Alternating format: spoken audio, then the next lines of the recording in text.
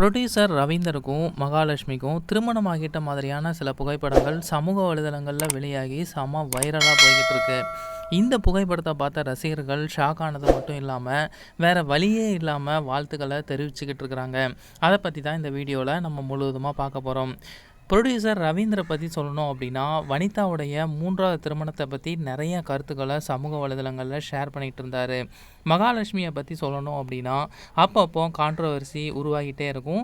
நிறைய சர்ச்சையான விஷயங்களை பண்ணிக்கிட்டே இருப்பாங்க. இவங்க ஒரு சீரியல் ஆக்ட்ரஸ் அப்படிங்கிறது குறிப்பிடத்தக்க ஒரு விஷயம். இந்த ஒரு சமயத்தில் ரவீந்தருக்கும் மகாலட்சுமிக்கும் திருமணம் ஆகிட்ட மாதிரியான புகைப்படங்கள் இன்னைக்கு சமூக வலைதளங்களில் வெளியாகி இருக்குது. இந்த புகைப்படங்களை எல்லாத்தையுமே அவங்களே தான் ஷேர் பண்ணியிருக்காங்க. இதில் பொண்ணு மகாலட்சுமி அப்படிங்கிறது தான் ஒரு பெரிய சர்ப்ரைஸாகவே இருந்து வந்துட்டுருக்கு. மகாலட்சுமிக்கு இது செகண்ட் மேரேஜ் அப்படிங்கிறது குறிப்பிடத்தக்க நோட் பண்ண வேண்டிய ஒரு விஷயமாகவும் இருக்குது. 2 பேருமே கல்யாணம் ஆன புகைப்படங்களை ஷேர் பண்ணிவிட்டு சின்னதாக மெசேஜும் கொடுத்துருக்காங்க. ரவீந்தர் தன்னுடைய சமூக வலைதள பக்கத்தில் கல்யாணம் ஆன புகைப்படங்களை ஷேர் பண்ணிவிட்டு, மகாலட்சுமி போல் பொண்ணு கிடச்சா வாழ்க்கை நல்லா இருக்குன்னு சொல்லுவாங்க. ஆனால் அந்த மகாலட்சுமியே வாழ்க்கையில் கிடச்சா குட்டி ஸ்டோரி வைத்துமை பொண்டாட்டி அப்படின்னு சொல்லி சந்தோஷமாக இந்த புகைப்படங்கள்லாம் ஷேர் பண்ணியிருக்காரு. இந்த மெசேஜையும் ஷேர் பண்ணியிருக்காரு. இதை பார்த்த நிறைய பேர் ஃபேட்மேன் ரவீந்தருக்கு வாழ்த்துக்களை தெரிவித்து வந்துட்டுருக்காங்க.